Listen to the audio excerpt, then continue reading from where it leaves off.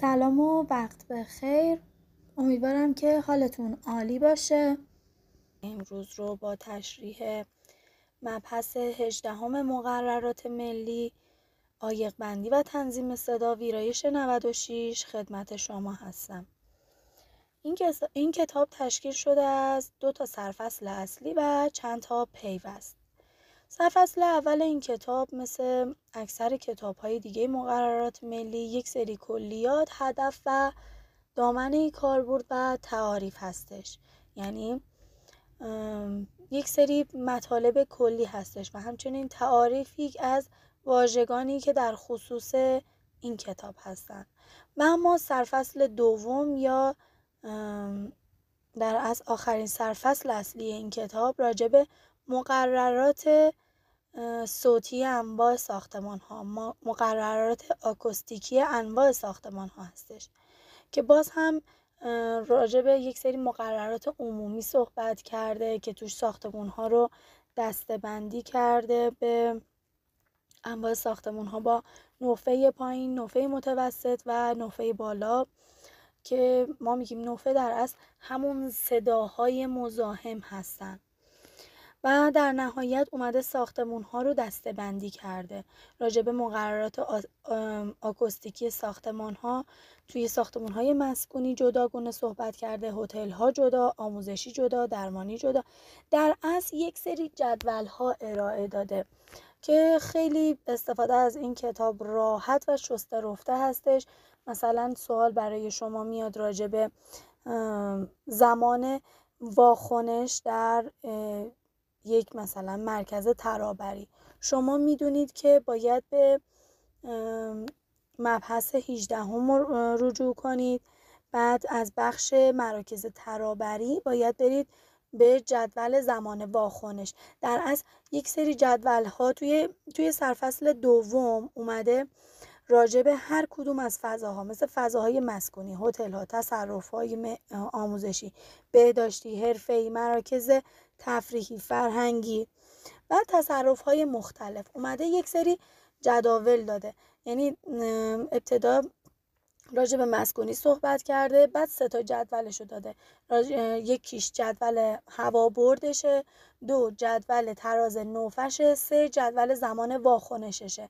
بعد دیگه سوال که بیاد راجع به زمان واکنش هر کدوم از اینا، شما میدونید باید به مطالب مخصوص به اون رجوع کنید و جدول زمان واکنشش رو چک کنید. اگر راجع به تراز نوفش بیاد، خب دقیقاً از سوال خیلی راحت میتونید لینک بشید به صفحه‌ای که لازمه. شما میتونید این کتاب و سرفصل دومش رو، مطالبش رو میتونید لیبل بندی بکنید. مثلا از اونجایی که ساختمان‌های مسکونی شروع میشن یه لیبل بزنید مسکونی، از اونجایی که هتل ها شروع میشن لیبل بزنید هتل، درمانی ها شروع میشن لیبل بزنید درمانی. بعد دیگه هر سوالی در خصوص موارد صوتیش اومد، شما فوراً اون لیبل رو وا کنید و به جدولاش رجوع کنید. مثلا اگه راجع به واکنشش بود، از جدول واکنش، راجع به هوا بردش بود، از جدول هوا برد. خیلی راحت میتونید به جوابای این سوالا برسید. و اما پیوست اول این کتاب که در زیاد مهم نیستش، یه نوع روش یه نوع روش محاسباتی زیاد مهم نیستش. پیوست دومش راجع به مقادیر ضریب جذب مواد و مصالح گوناگون صحبت میکنه که باز هم یک سری جداوله که خیلی راحت میتونید ازش استفاده بکنید. هر موقع راجع به جذب صدا توی مصالح مختلف صحبت شد، شما میدونید که باید به پیوستی که در این رابطه هست رجوع کنید. و اما پیوست سومش راجع به یک سری جداول داره راجع به مقادیر صدابندی هوابرد جدا کننده ها. اومده انواع و اقسام جدا کننده ها رو جدول بندی کرده و اعدادشون رو جلوشون نوشته. پیوست چهارمش این دفعه راجع به مقادیر و اعداد صدابندی کوبه‌ای و هوابرد کف و سقف ها صحبت کرده که انواع کف و سقف ها رو اومده دیتیل هاشون رو کشیده و عدد صدابندیشون رو. این صدابندی یکی ترجیحیه و یکی هم توصیه‌ایه. این دوتا رو کنارشون نوشته و خیلی راحت میتونید از این جدول ها استفاده کنید. و اما پیوست پنجم این کتاب یه مثال راجع به مقررات آکوستیکی توی یه منطقه خاص گفته که باز اگر این مثال رو مطالعه بکنید در از کل مطالب این کتاب رو متوجه خواهید شد که باز خیلی آسونه.